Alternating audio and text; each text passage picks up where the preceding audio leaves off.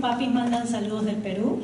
Ellos están ahora, estuvieron en la iglesia primera del pastor Fidel y me mandó algunas fotos que después se las puedo mostrar sobre los baños que hicieron por la ofrenda que ya se había mandado antes a la iglesia.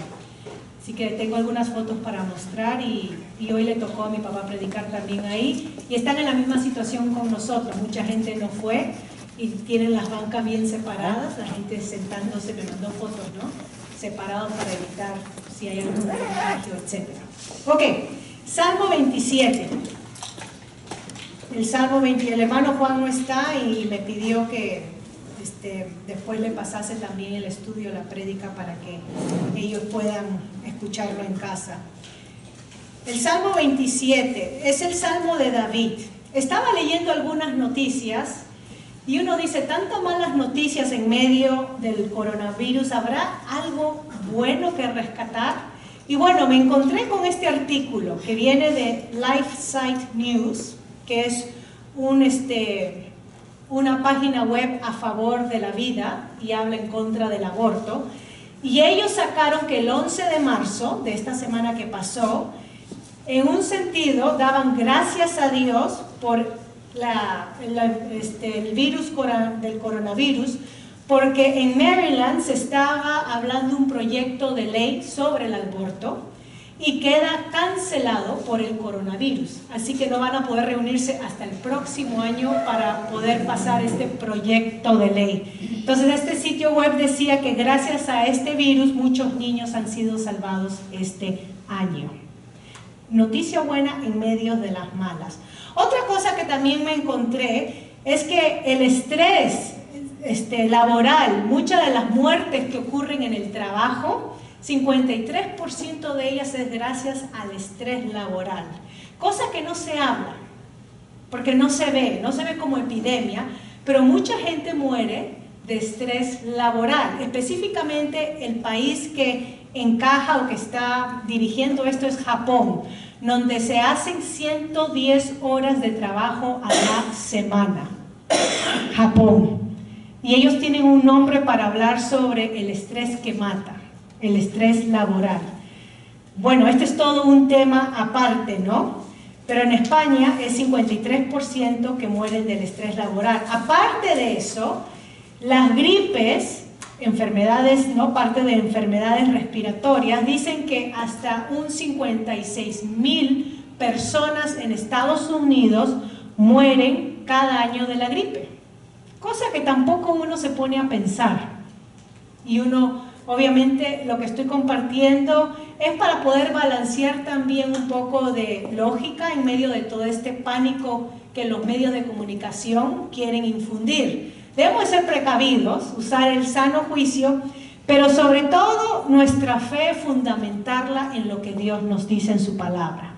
Nosotros no fundamos nuestra fe sobre la arena, que es las noticias que van y vienen, los sistemas políticos o las curas. Nuestra fe está fundada en lo que Dios nos dice en su palabra. Y es ahí donde quiero compartir el Salmo 27. Salmo 27. Si vienen conmigo, es un salmo de David. Ahora, los salmos es un libro fascinante para estudiar. Yo siempre hablo de fascinante.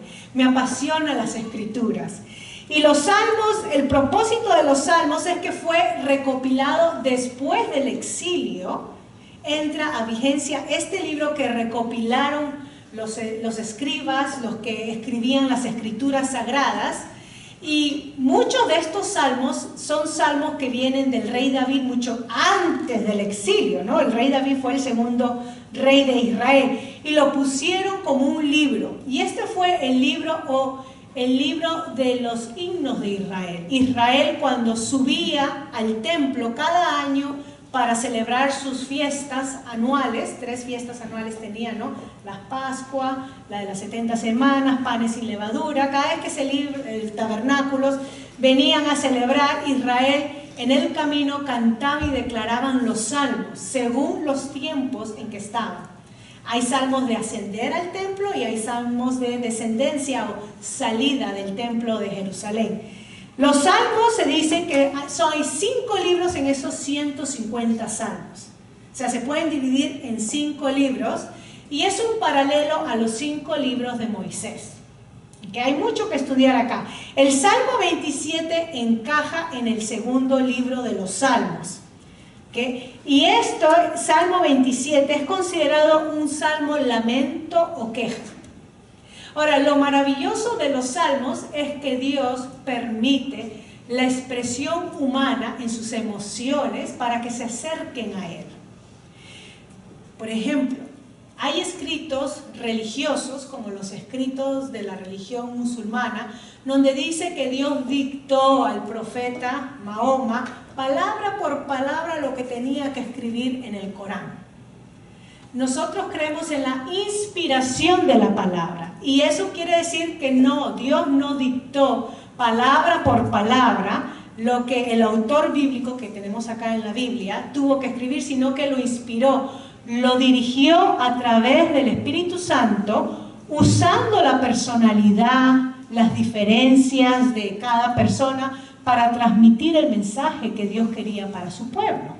Así que no es una redacción mecánica que Dios dio a estos hombres de Dios, sino que los dirigió a que compartieran el mensaje que Dios da a su pueblo. Totalmente diferente. Y dentro de los salmos encontramos la expresión de emociones, que Dios se interesa por saber cómo nos sentimos, que nuestras emociones son importantes, el manifestarlas. Ahora vamos a ver brevemente este fabuloso Salmo 27, porque este salmo está entre el 26 y el 28, que menciona un tema que une a estos 3 salmos, que tiene que ver con la casa o el tabernáculo o templo de Dios. Este es el tema que une a estos 3 salmos. Por ejemplo, en el capítulo 26, el salmo anterior, versículo 8, David dice: Señor, yo amo la casa en que resides. En el Salmo 27:4, el que leímos, le he pedido al Señor y solo esto busco, habitar en su casa todos los días de mi vida. Y en el Salmo siguiente, el Salmo 28, versículo 2, escucha mi clamor que pide tu ayuda cuando levanto mis manos hacia tu santo templo. Y está el tema de la casa de Dios. Y esto representa la presencia de Dios. Que acá David está expresando el deseo de estar constantemente en la presencia de Dios, que en el tiempo de Israel era el símbolo, el tabernáculo, y después lo que fue el templo. Ahora, este salmo, miren lo que habla, porque nos habla, empieza declarando algo fabuloso de Dios. David dice: Jehová es mi luz. Y esta imagen de luz es tan poderosa porque en el mundo antiguo no había electricidad. Que tengan en mente esto. Y la luz era una bendición porque también se temía a la oscuridad y lo que eso traía. En la oscuridad, por ejemplo, los delincuentes salían y hacían de sus fechorías. Había más indicio de robos, abusos, etcétera, en la oscuridad. Porque uno no podía detectar a la persona y decir, oh, tal hizo tal cosa. Entonces en la oscuridad, como en nuestros países uno dice, no hay que salir a tales horas de la noche porque es peligroso estar en la calle. Bueno, David dice, Dios es mi luz. ¿Y qué quiere decir Dios con mi luz? Este concepto antiguo, que Dios es el que da el entendimiento y la guía. Acá David está diciendo que Dios es el que me dirige, el que me hace entender lo que está sucediendo a mi alrededor. Dios es mi luz. Ahora, una pregunta que hago es, ¿quién es nuestro consejero? ¿Quién es el que dirige nuestros caminos? ¿A dónde vamos para buscar entendimiento en medio de momentos de oscuridad? Si estamos esperando, por ejemplo, una noticia de un examen médico, y estamos esperando que nos digan qué es, qué pasa. En ese momento donde yo siento quizás un poco de oscuridad en mi vida, de confusión, ¿es Dios mi luz? David dice que sí, Dios es mi luz. No solamente David, pero Miqueas el profeta en el capítulo 7, versículo 8, declaró: el Señor es mi luz, aunque yo viva en tinieblas, en confusión, en no saber qué camino seguir, Dios es mi luz. Jesucristo, en el Evangelio de Juan, capítulo 8, versículo 12, declaró: yo soy la luz del mundo. El que me sigue, o sea, el que anda en mis caminos, en mis enseñanzas, no andará en tinieblas, sino que tendrá la luz de la vida. Entonces, el concepto de luz tiene que ver con el concepto de entendimiento y de enseñanza y de guía. Y acá David está aseverando y está declarando que Dios es el que lo guía, el que lo dirige, el que endereza sus caminos o aclara sus caminos. Otro concepto que se usa para referirse ahí de Dios es y mi salvación. Ven ahí versículo 1 del capítulo 27, el concepto de salvación para describir a Dios. Y salvación no solamente significa que Dios nos rescata del peligro, como lo hizo con su pueblo en la historia de Israel, pero que Dios es la seguridad de su pueblo. Por eso que dice que Él lo afirma sobre la roca. Dios es el que guía a su pueblo, el que dirige a su pueblo. Dios es el que salva o da seguridad a su pueblo en momentos de peligro. ¿Saben que hay una escena fascinante en el libro de Números, desde el capítulo 12 al capítulo 24, otro libro para estudiar y leer? Tenemos la historia de qué sucedió con Israel en el desierto, esos 40 años que estuvieron en el desierto. ¿Qué sucedió con el pueblo?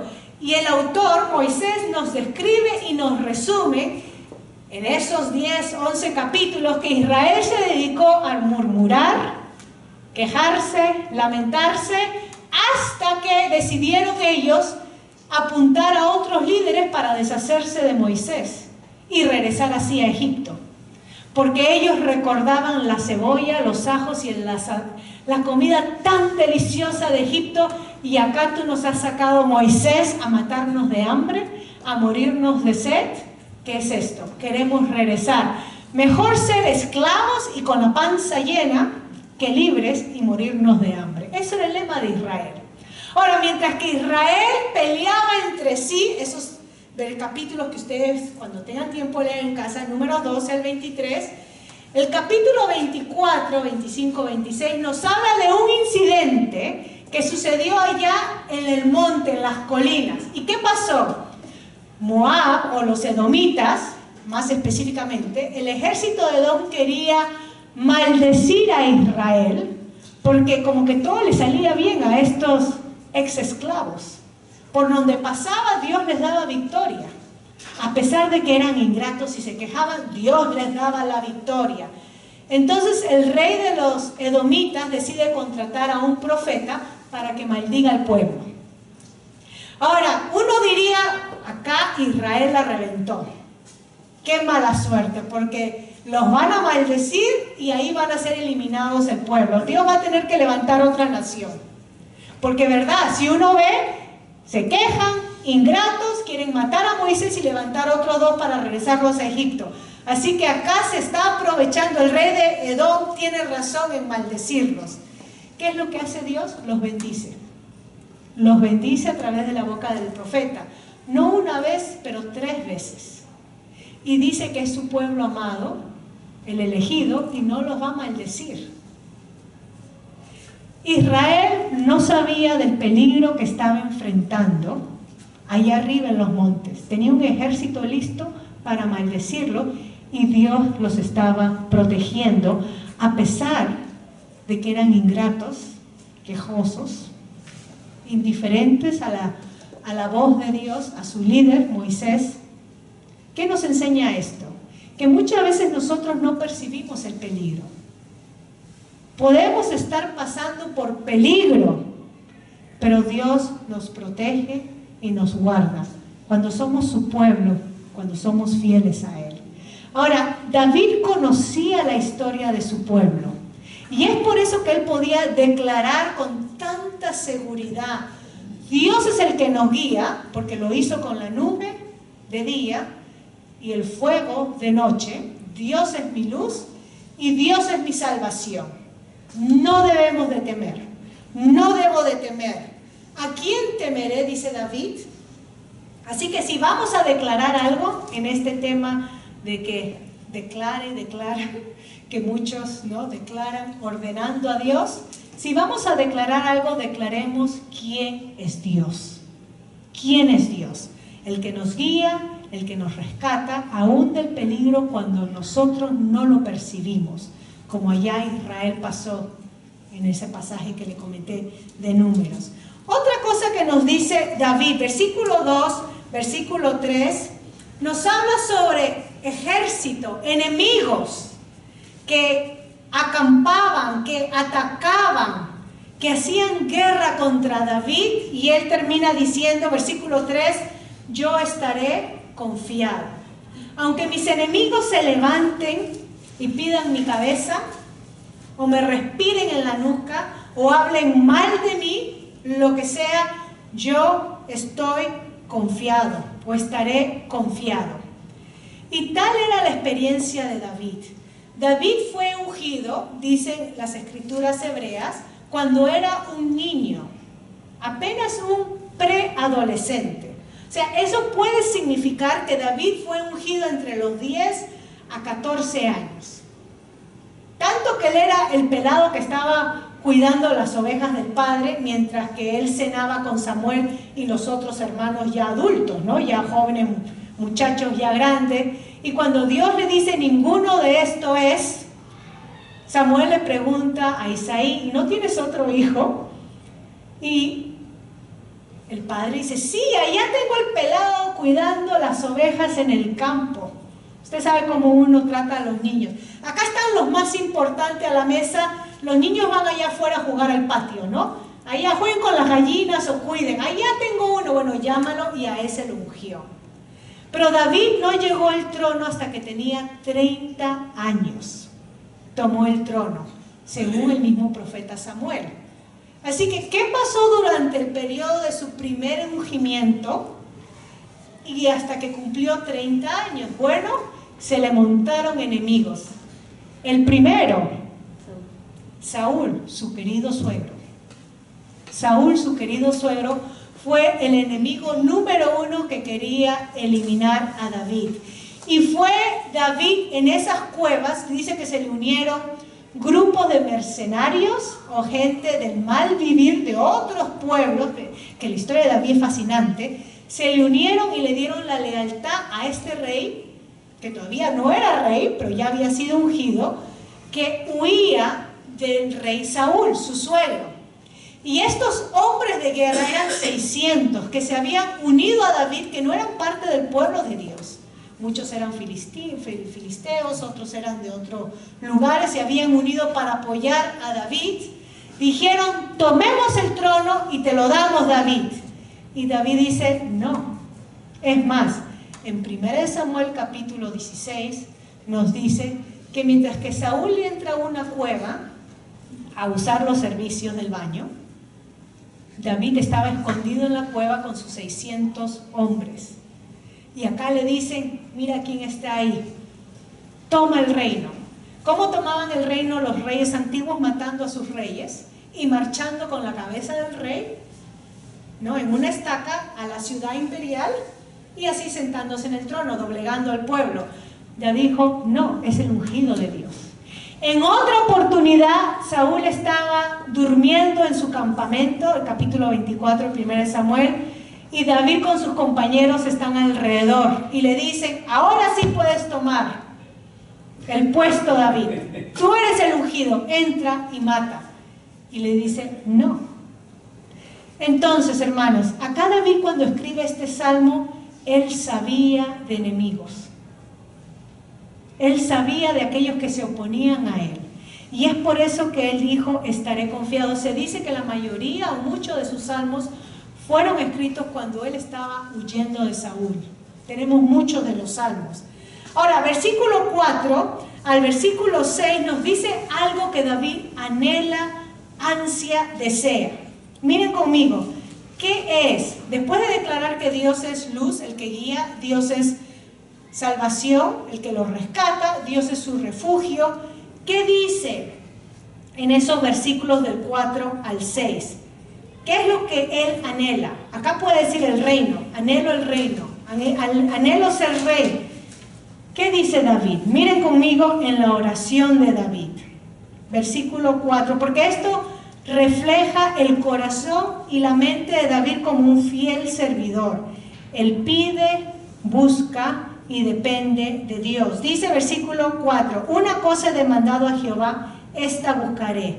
Miren lo que ha demandado: que esté yo en la casa de Jehová todos los días de mi vida, para contemplar la hermosura de Jehová y para inquirir. Estar en la presencia de Dios, inquirir de Dios, aprender de Dios, recibir de Dios, conocer de Dios. Una de las razones por la cual nos reunimos nosotros como pueblo de Dios, aparte de adorar a nuestro Dios, alabarle, que Él es el centro de nuestra adoración y no las enfermedades, no lo que está sucediendo con el virus, eso no es nuestro centro. Cuando venimos acá, venimos a enfocarnos en Dios, a alabarle, darle a Él el honor que se merece, declarar quién es Él. Y lo otro, a inquirir de Él, a recibir de Él, instrucción. Señor, ¿qué nos quieres decir hoy? David dice, para eso busco a Dios, para recibir de Él. Ahora, David pudiera tener la actitud de todo líder, hombre, que llega a tener: ya me la sé, ya conozco, ya sé de Dios, no necesito que nadie me enseñe, yo voy a enseñar. No esa actitud arrogante que muchas veces la tenemos, especialmente cuando uno tiene puesto de liderazgo. A mí nadie me va a enseñar, yo ya sé, yo no necesito aprender. Miren la actitud de Dios, de David hacia Dios, inquirir acerca de Dios. No solamente inquirir, pero si ustedes saltan conmigo en el versículo 8 del mismo capítulo 27, mi corazón ha dicho de ti, busca mi rostro, tu rostro buscaré, oh Jehová. El buscar el rostro de Dios es una imagen de intimidad, el acercarse a Dios, el querer tener una relación íntima con Dios. No solamente eso, pero miren el versículo 11, enséñame, oh Jehová, tu camino. Inquirir de Dios, recibir de Dios. David, el gran rey de Israel, dijo: yo todavía necesito ser enseñado, aprender de Dios, recibir de Dios, ser alimentado por su palabra.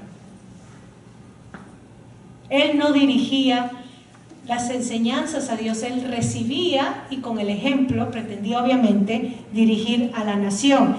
Entonces, necesitamos saber quién es Dios para saber encarar primero el temor infundido o percibido o a nuestros enemigos, a los que se oponen a nosotros. Si algo hay que declarar, declaremos quién es Dios. Número 2, enfrentar la oposición confiando y dependiendo de Dios. Confianza y dependencia. Acá donde la palabra esperar en Dios viene, encaja muy bien. Este salmo es un salmo que David se lamenta, pero declara esperar en Dios. ¿Y qué queremos decir con esperar? El término en inglés nos ayuda mejor con el idioma original. Esperar en inglés significa wait, ¿no? Esperar. Y ven ustedes que cuando uno va a un restaurante se encuentra con waitress o camareros, meseros, aquellas personas que se paran a la entrada del restaurante esperando servir al cliente. Ven que usted no tiene agua, se acercan hacia usted: señor, más agua. La servilleta se la cambia, le ponen una nueva servilleta, etc. Ese es el significado bíblico cuando habla de esperar en Dios. O sea que la espera del creyente no es una espera pasiva donde me siento y espero que algo suceda. La espera de Dios es estar alerta con la expectativa que Dios me va a usar en cualquier momento en su servicio. ¿Dónde Dios me dirige? ¿Dónde Dios me dice, allá hay una necesidad, muévete hacia allá? Esa hermana necesita apoyo, dirígete hacia ella. Esta familia necesita oración, ora con ellos. Y entonces, esperar en Dios significa estar dispuesta a ser dirigida donde Dios me mande para poder servirle. Esperar en Dios. Y David, al declarar que Dios era su salvación, el que lo rescata, no tenía que temer por sus alrededores porque Dios iba a encargar de él. Tenía la promesa de que se iba a sentar en el trono, ¿no? Esa era la promesa que Dios le dijo, a pesar de que el mundo se le venía abajo y no veía el trono, cada vez lo veía más lejos, porque las cuevas que se conocía David, ¿no? Huyendo de su suegro. No solamente eso, pero él declaró: Dios es mi luz y mi salvación. Hermanos, cuando estamos en los momentos de angustia, de desesperación, que estamos corriendo quizás de algo, huyendo de algo, o inseguridades, etcétera, es cuando más necesitamos recibir la luz, la dirección de Dios. Si nos cerramos a eso, nos hundimos. ¿Okay? Aprendamos de David. Ahora, ya para terminar, miren conmigo, entonces el énfasis de él es la presencia de Dios. Ahora, ¿cómo responde David? Versículos 7 al 10. Ante saber que Dios va a actuar. ¿Cómo responde David? Versículo 7 en adelante, después de pedirle al Señor de que lo oiga, de que lo atienda, le dice: no escondas tu rostro de mí. ¿Qué significa eso? Bueno, en la Biblia Dios escondía su rostro de Israel, o abandonaba a Israel cuando Israel abandonaba a Dios. No es que Dios abandonaba a su pueblo, es que el pueblo abandonaba a Dios y Dios los dejaba a su merced. Y el abandono de Israel los profetas lo caracterizan, como Jeremías capítulo 2.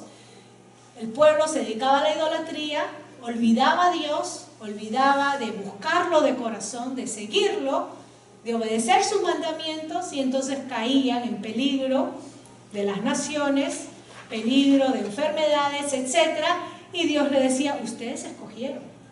Y es como que Dios dobla su rostro, ¿no? Experimentan el abandono de Dios porque ellos dejaron a Dios primero. Ellos fueron los que dejaron. Entonces acá David dice: Señor, no te apartes de mí. Tu presencia es tan importante en mi vida. La presencia de Dios. No eran esos 600 mercenarios y hombres que luchaban a favor de David. Era la presencia de Dios. Así que para nosotros nuestra seguridad no es lo que tenemos ni lo que poseemos, ni el buen trabajo que tenemos, ni la buena salud que tenemos. Eso es inseguro. De un día para otro se nos va. Nuestra seguridad viene de la misma presencia de Dios, y esa debe ser nuestra oración. Y termina diciendo que con alabanzas publicará entonces sus grandezas. Versículo 14, aguarda a Jehová, o esperar en Dios. Y miren, esperar significa esforzarnos, alentarnos, sí, esperar en Dios. ¿Ven ahí? Esforzarnos y alentarnos y esperar en Dios. Spurgeon experimentó en su tiempo, no sé si han escuchado del predicador famoso, en los 1800, Spurgeon, y él también experimentó y pasó, saqué un artículo porque hay una predicación que ustedes pueden leer, cuando surgió el brote del cólera en 1854, y se dieron las mismas medidas parecidas a lo que se da hoy en día, sobre que la gente no salga, se guarde en su casa, etcétera, etcétera, etcétera. A raíz de esto, el pastor predicador Spurgeon nos dejó 6 puntos importantes de cómo entonces encarar el temor, ¿no? ¿Qué vamos a hacer? Y él dijo, número 1, hay que priorizar o poner como prioridad el ministerio local. Ahorita lo que la gente necesita es oración. Cuando usted vaya al trabajo y alguien le diga: estoy preocupado porque mi suegra o tal, o mi amigo está enfermo, lo que sea, y la gente le comience a dar noticias de lo que se está viviendo, ¿usted cómo va a responder? O si las cosas están al revés, ¿no? Revueltas. Bueno, ¿por qué no dice a la persona, voy a orar por usted? Porque tenemos un Dios que se ha revelado y un Dios que guarda a los suyos. Y eso puede servir como instrumento o puente para predicar el Evangelio. El que otras personas sepan, vamos a orar por usted, para que Dios nos dé la tranquilidad. No solamente eso, pero Spurgeon dice que visitaba hospitales y a los enfermos. Y es cuando uno menos quiere visitar a la gente enferma, ¿no? Pero la confianza de Spurgeon era en Dios. Y él dijo que si en alguna vez un momento en que la mente es sensible, es cuando la muerte está en el extranjero. Recuerdo cuando llegué por primera vez a Londres, cuán ansiosamente la gente escuchaba el Evangelio, porque el cólera era terriblemente fuerte, hubo poca burla entonces. Juan nos dice en la última carta de la Biblia, en Apocalipsis capítulo 9, que Dios usó todos estos juicios para que el pueblo o la gente se arrepintiese. Y la respuesta de la gente es esconderse en los montes y decir, tráganos tierra, porque preferimos la muerte que enfrentar el arrepentimiento delante de Dios. Hermanos, que esto sea un canal para compartir nuestra fe. Que el temor no nos toque a nosotros, sino que confiemos que Dios es nuestra luz, el que nos guía. Su palabra, necesitamos estudiarla y dejarnos que ella nos guíe, como lo fue para David. Que Dios es nuestra salvación, el que nos rescata, el que nos protege. La idea es de una madre águila cubriendo a sus polluelos con sus alas, como lo leyó Daniel en el Salmo 91. La protección de Dios hacia los suyos, a los que le temen y le obedecen. Que Dios es aquel que debemos de buscar su presencia constantemente. Y recuerden que Dios no habita como un pueblo de labios pecaminosos. Necesitamos mantenernos limpios y obedientes a su voz.